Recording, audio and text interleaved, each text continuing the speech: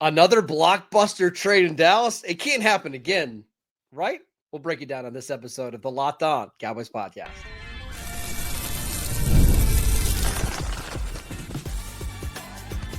You are Locked On Cowboys, your daily Dallas Cowboys podcast. Part of the Locked On Podcast Network, your team every day.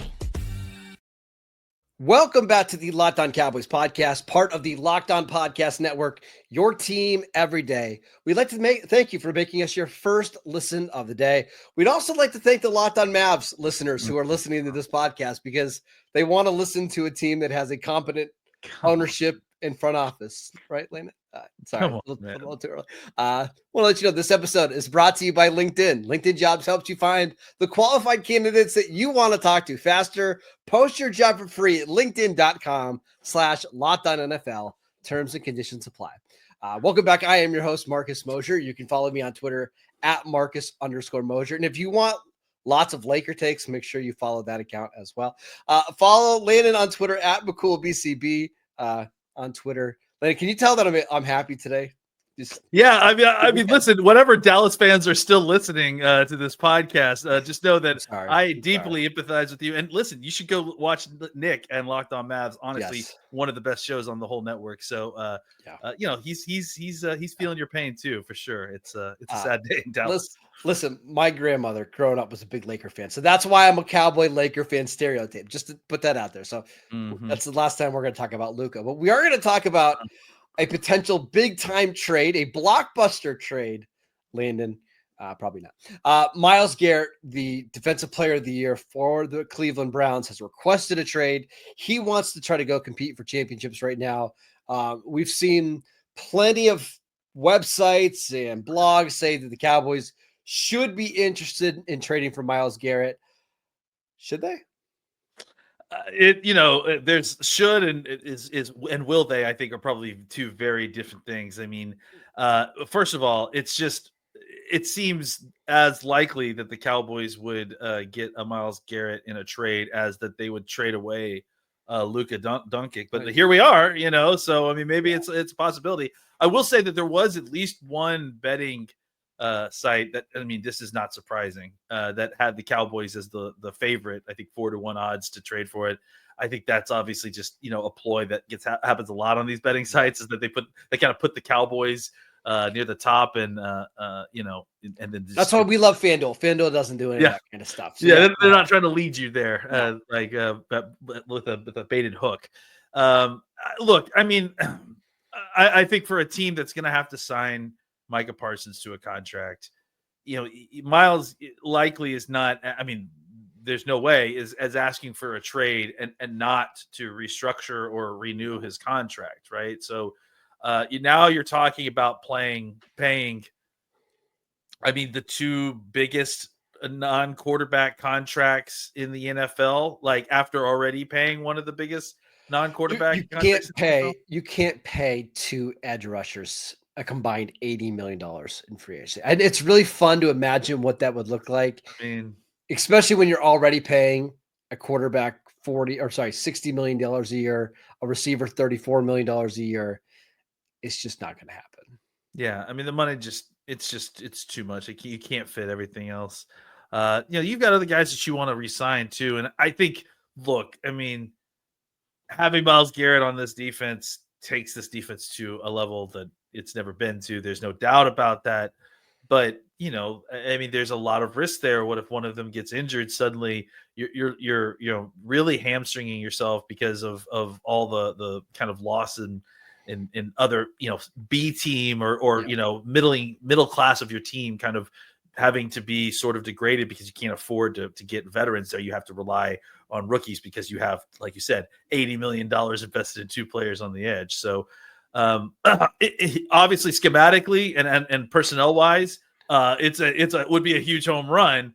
I just don't know how you make it fit. You could make it fit. It's just, I don't know how you make it fit and then still kind of field a healthy roster everywhere else. No, you can't. Unless you were going all in and this was 2025 was the only year that you ever cared about. Maybe you could make it work, but it's pretty clear the Cowboys are not going all in 2025. And I think they're looking Not to like like that. 2026, 27 as maybe their that window. Now I did see somebody suggest, okay, what if the Cowboys wanted to flip Micah for Myles Garrett? Now, obviously, Micah's younger. He has another year under his contract, the 5th-year option. Maybe you could get Myles Garrett and some draft capital back. But at the same time, like, why is Cleveland doing that? And what's the benefit of doing that if you're the Cowboys? Like, why not just hold on to your 25-year-old superstar? Well, I think for Cleveland, they would do it because Myles Garrett wants to leave, right? Yep. Like they're out of a player at this point. But I also agree, like, I don't think that Cleveland's looking to do this without getting a package in return. And I think not necessarily just one player. I think they're looking to use this. I would assume, or at least if I was Cleveland, I would use whatever picks you're going to get from Myles to kind of build towards the future. And I think that having the best pass rusher in football is 25 years old certainly is a great start, absolutely. Yeah. But I don't know if they're quite ready to be in that window yet.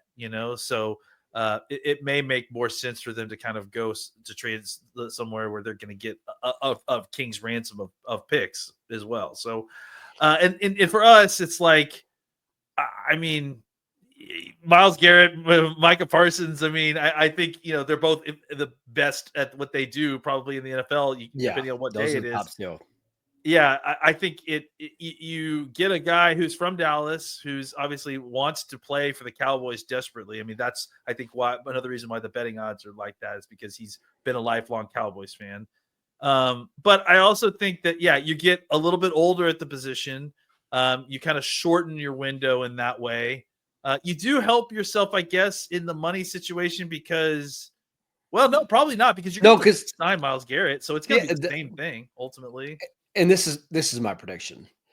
I think Garrett would be open to a trade, but all this is going to do, I think what he's doing is putting public pressure on the Browns, not only to give him a contract, which he deserves, which he'll get, but I think he's putting pressure on the Browns to make sure that they're trying to be competitive right away and not just say, hey, we're rebuilding. Maybe he gets traded. There are a couple situations out there where I think it makes sense. Like if you're a team that has a bunch of cap space, a really good quarterback on a rookie contract, maybe you could justify giving multiple first-round picks. I don't want to say what team that is, but they happen to play in Dallas's division. Stop it. I just don't think they trade him. Like I don't either. I would be, because here's the other thing. Like if you're the Browns, how valuable are picks 28 this year and 29 next year? Yeah. Especially, I mean, this year it might as well be a second-round pick. Yeah. And honestly, like, I mean, there's people speculating, like, and I wouldn't be shocked, honestly, that they're not even going to get multiple first-round picks, right? They'll get like a first and a second, or maybe a first and 2/3 is what I saw some people, which I think is not unrealistic. No. And if that's the case, then I'm not doing this, man. No. Like, like if he's going to be undervalued and you're trading for picks that are less valuable than an average draft pick year, right? I'm not doing that, especially at the top, right? Because you want to get top end players for this guy, right? Yeah. And if you're trading into a draft that lacks blue chip players, you're kind of devaluing the return that you're getting for the player. Yeah. So I think this is just a lot of noise to make sure that Garrett gets what he wants. People like to throw the Cowboys in the conversation because it gets people talking, and listen, they did their job. We did it for our first segment here on a Monday afternoon. And he's a Dallas fan, so I get this one because he's from Arlington Martin. He loves the Cowboys. When he got drafted, he made a message to Jerry to try to have them trade Tony Romo to get draft picks to get him. So I get it with him for sure. He is a Cowboys fan, but it's just not happening. It's just not happening. Let's talk about things that are actually happening with the Dallas Cowboys, including a couple really smart and interesting hires. We will get to that next.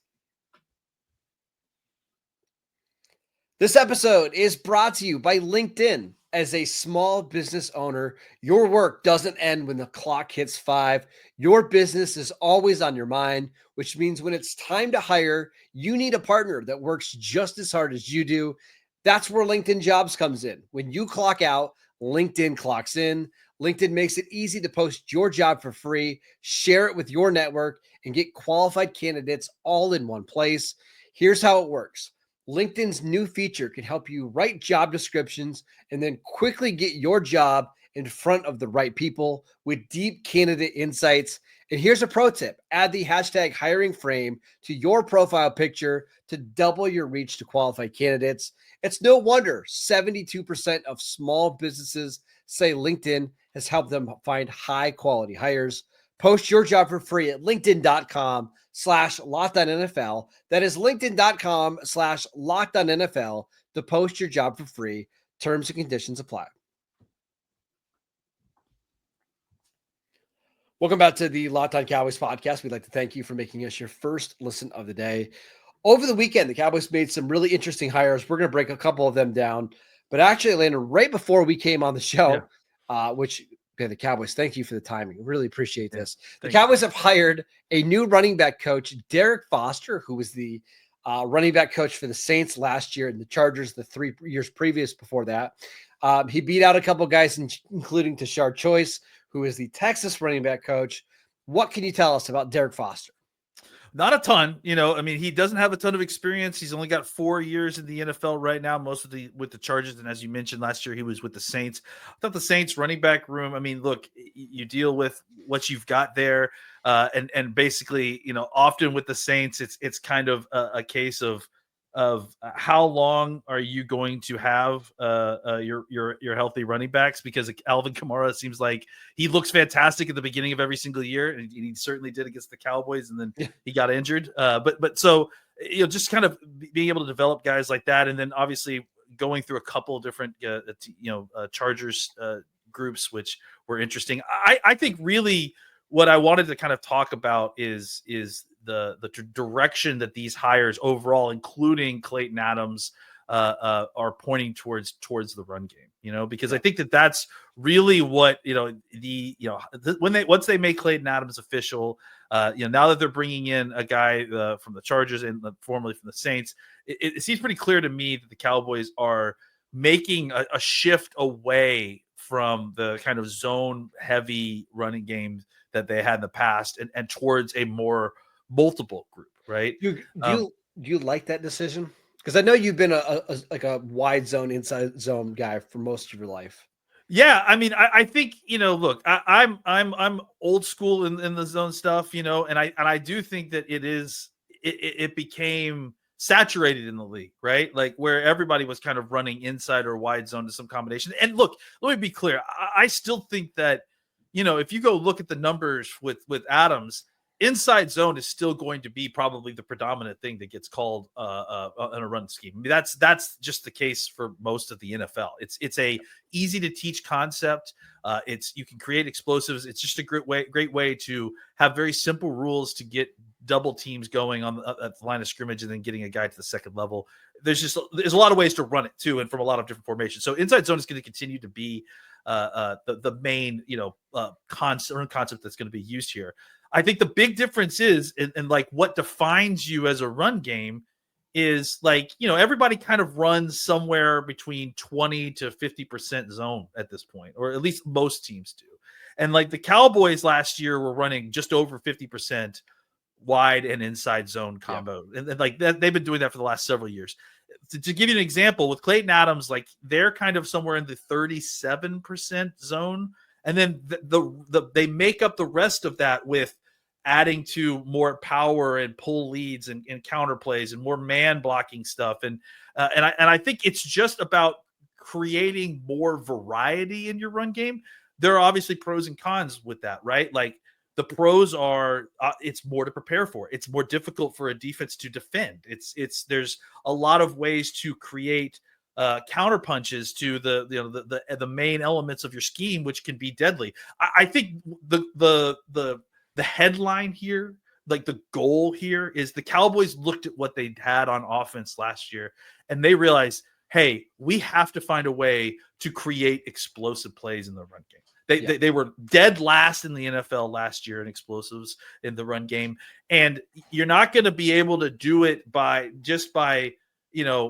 there's two ways to do it, right? You create an offensive line that has continuity with a good running back what the Eagles have, right? And you work on those concepts really well, and those you have good players and they have good techniques, and that just is very tough to beat.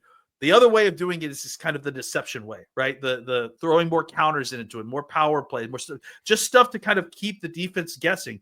The downside with that is that requires more coaching. That requires it's more to install. It's different concepts for your players to have to learn. So I think that's why it's important to have somebody like Clayton Adams, who is a good teacher of concepts, has a lot of history in college and as an assistant position coach. So even though he's the offensive coordinator, I think he's going to be very much hands-on in making sure that the players understand the concepts that are going to need to be used with the increased types of run plays that they're going to be using. And the benefit, the fear is, can they get it all installed? The benefit is obviously a variety to attack that keeps the defense guessing whenever they run the ball. And I know there's people out there listening to this podcast are saying, well, just draft better running backs. That'll help you create explosive plays. And I don't necessarily disagree. Like, I think if you add somebody, give me a second running back. How about our guy, TreVeyon Henderson, who we love, right? And you go from TreVeyon Henderson, from Rico Dowdle to TreVeyon Henderson, that'll help.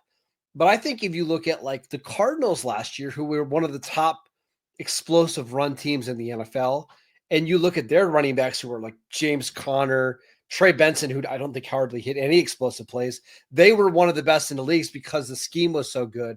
I think you can marry the two together without saying, hey, we need to draft a first-round pick for our running game to get better. It doesn't always need to be that, right? I think that's exactly, you nailed it. Like, I think that's exactly, why I'm excited about this, is because this can't be solved by just doing one thing. Right, is that it's not just about getting a running back in the second round. Well, and we saw this with the Giants play out, like with Saquon early in his career. Like Saquon would have a couple really big explosive plays, but they were always near the bottom of the league in explosive run rate because the scheme in the offensive line didn't block it up frequently enough to hit those home runs. That's what honestly was one of my big concerns. People have learned the wrong lesson with Saquon, right? Yes. What they learned is that, Saquon got away and that's why he did all this. No, Saquon has been in the league for however long and has never done anything close to this before. Why do you think that is, guys? Do you think it's because Saquon suddenly got so much better at football at 28 years old than he was previous to now? No, of course not. He's going behind a better offensive line with better scheme. And that's, again, how you have to attack this problem. You add talent. Of course, talent matters, and you add talent to the running back position, but talent at the offensive line position also matter. The scheme that they're playing, the continuity that all of that fits together, and how well it all is oiled machine. That's what creates we're talking about angles and inches. Like, it's a game of inches, so every inch counts. If you can fine tune a game where you can gain an extra inch by creating deception in your run game, all those little inches add up, and then eventually it creates a situation where you're generating explosive plays in your run game on a regular basis. And one of the things we've been saying for a couple of years now is we think Dak is a really good quarterback. But for the Cowboys to be a actual playoff contender, they need to have a balanced offense. And that means when it's time to run the ball, can you do it effectively and efficiently? And it seems like a lot of their hires are trending in this direction of, we could go out and get guys that would maybe help Dak Prescott and make the offense more Dak Prescott friendly. But I think they're trying to find a way to get a run game in here so that Dak just doesn't have as much on his plate when it comes to these big time games. And that doesn't mean that we're solving the offense only through the running game. No, it's just that this part needs to be solved comprehensively with coaching. And I think that what we've seen is the passing, coordination aspect of that. I mean, frankly, let's be honest. That's been Dak Prescott who's been in charge of that for the last few years. I mean, Mike McCarthy's calling the plays, but it's basically been Dak's system that they're using. Yep. So as far as that goes, they're going to continue to use that same language so Dak doesn't have to reuse the language. They're going to revamp the run game with the offensive coordinator, the group that's coming in, the running back group that's coming in. And then, I wouldn't be shocked if the other part of the plan to improve the offense is add one more piece, one more pass catching piece. And then if you can add one more pass catching piece opposite CeeDee Lamb and a completely revamped offensive line with new protections as well, now you've actually changed something in the offense without actually having to go to a new system. It's more than just a fresh paint of coat, right? You've actually changed out some of the pertinent parts of the offense while keeping some of the parts that you know that you wanted to keep. We'll talk about this as we get closer to the free agency, but I don't think the Cowboys are going to leave it up to the draft to try to find a wide receiver 2 and a running back with their first 2 picks. I just get the sense that they're going to want to try to have one of those needs filled before they go to the draft so they can draft a little bit more freely. How they do that, I'm not quite sure, but we'll get to that in some later episodes. Let's talk about some of the other hires that the Cowboys have made over the last week. We will get to that next. This episode is brought to you by PrizePicks. The big game is almost here, and there's no better way to make it even more exciting than with PrizePicks, the best place for daily fantasy sports. And with over 10 million members and billions in winnings awarded, PrizePicks makes it fun and simple to get in on the action. Here's how it works. You pick more or less in at least 2 player projections, and if you're right, you're going to win up to 1,000 times your cash. PrizePicks even has a free pick for the big game where Patrick Mahomes only needs to throw for 1 yard to win. Pair that with one other correct pick, and you are cashing out. This week, I'm looking at the more for Travis Kelce. I just think he's going to get a ton of targets in this game against Philadelphia. Go check out the promos tab to tell any of these super sweet Millie winners, big game lineups. Download the app today. Use promo code LOCKEDONNFL to get $50 instantly after you play your first $5 lineup. That is promo code LOCKEDONNFL for $50 instantly after you play your first $5 lineup. PrizePicks, run your game.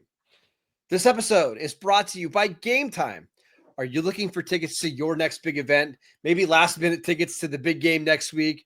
Whether it's a concert, comedy show, or a sports game, finding the right ticket at the right price can be a headache. But with Gametime Picks, it's never been easier. Let me tell you how it works.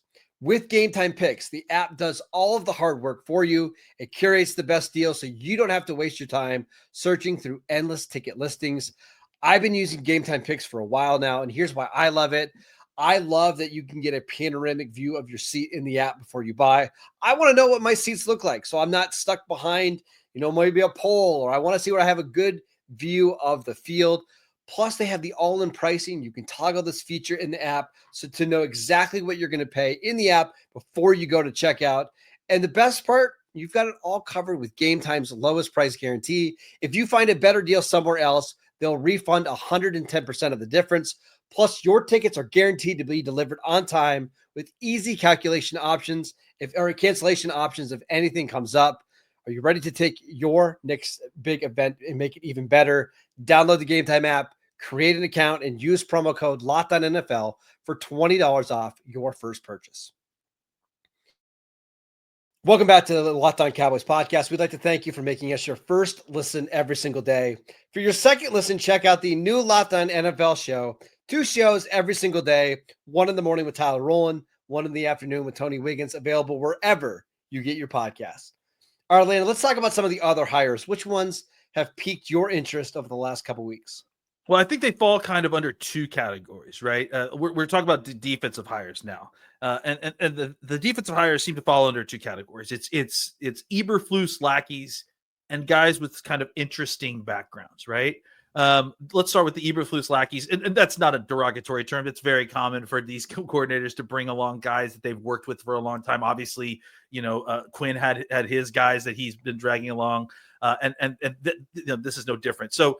The first one is Dave Borgonzi, who's the linebackers coach. He has been with Eberflus all throughout his term in Chicago and all throughout his term, I think, in Indianapolis. I think Indianapolis is actually where they ran into each other. He was already previously the linebackers coach when Eberflus was hired. And he's been basically, obviously with Eberflus ever since. He actually used to be an offensive assistant coach for the Cowboys way back in the day in the 2011 to 2013 area. So started out his career in the NFL with Dallas. And then has made his way from there to the Tampa Bay Bucks and then the Colts and the Bears. So again, a kind of just an Eberflus guy, right? And then the other guy it kind of falls into this category is David Overstreet. He was the nickel backs coach for the Bears last year. Before that, he was the assistant defensive back coach with him and the quality control guy. It goes all the way back through Indianapolis. Similar situation where I think he was with Indianapolis previous to Eberflus coming in, and that's where they met up. And I think he's just kind of tagged along with him this whole time. Both of these guys are, Borgonzi's been around the league a little bit longer. Basically, it seems like Overstreet has been only with Eberflus, so that they're basically kind of prophesizing his what his teachings are.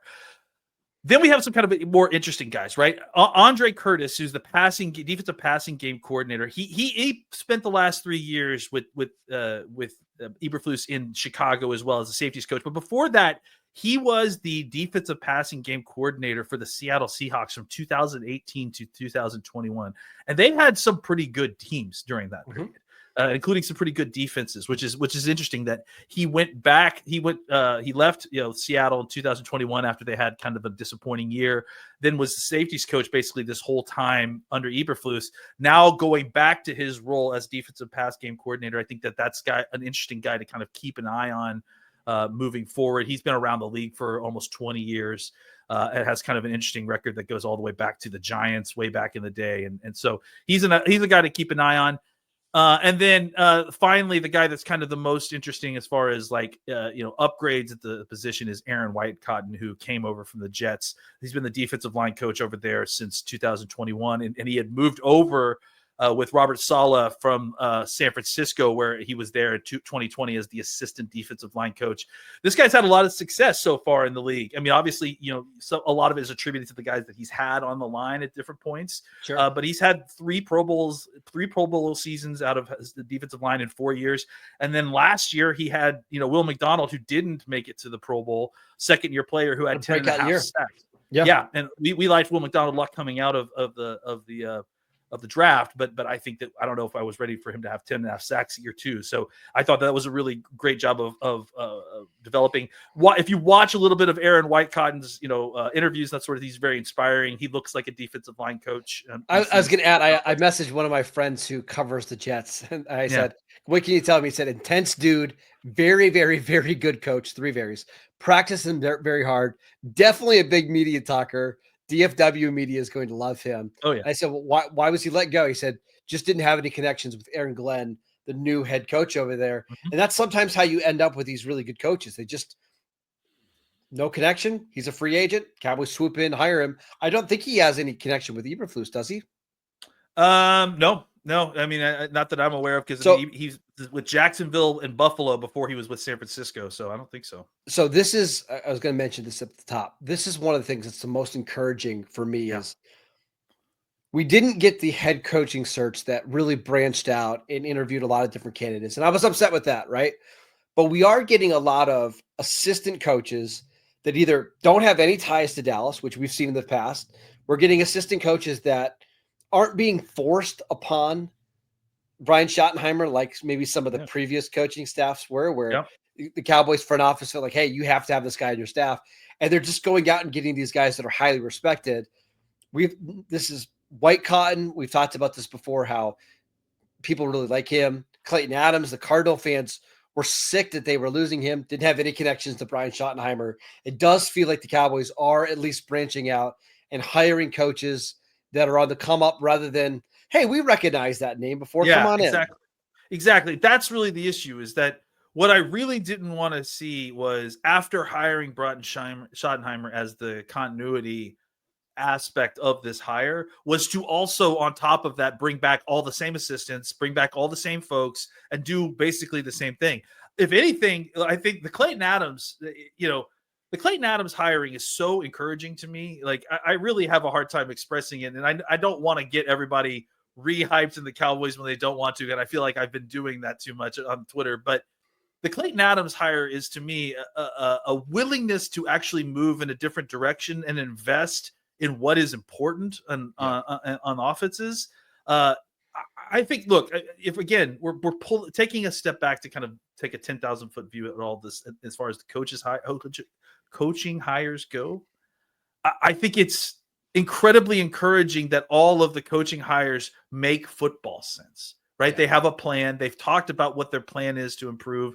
And all these coaching hires kind of line up with that plan to want to improve the run game, want to improve protections, want to do something different on the defensive line, try to, change things up.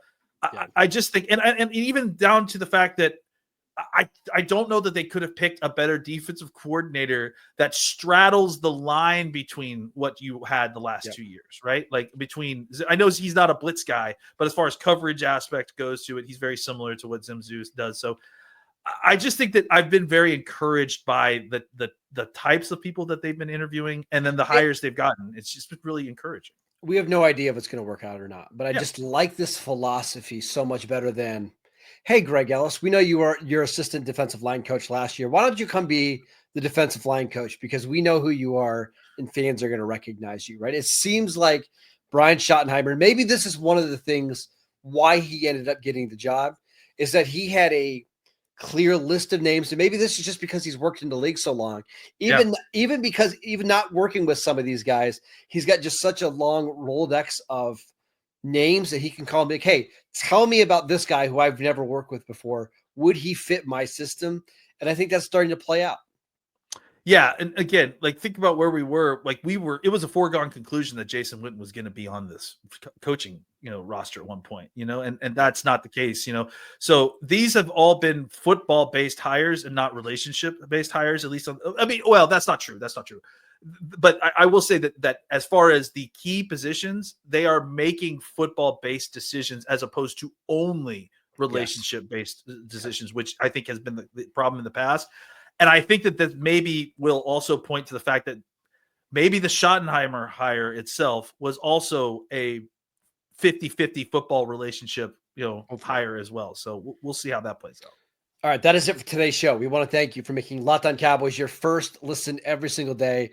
Go check out the podcast wherever you get your podcasts. We are free and available on all platforms. Check out the YouTube channel as well. Follow Landon on Twitter at McCoolBCB. I'm at Marcus_Mosier, and we will see you right back here on Tuesday.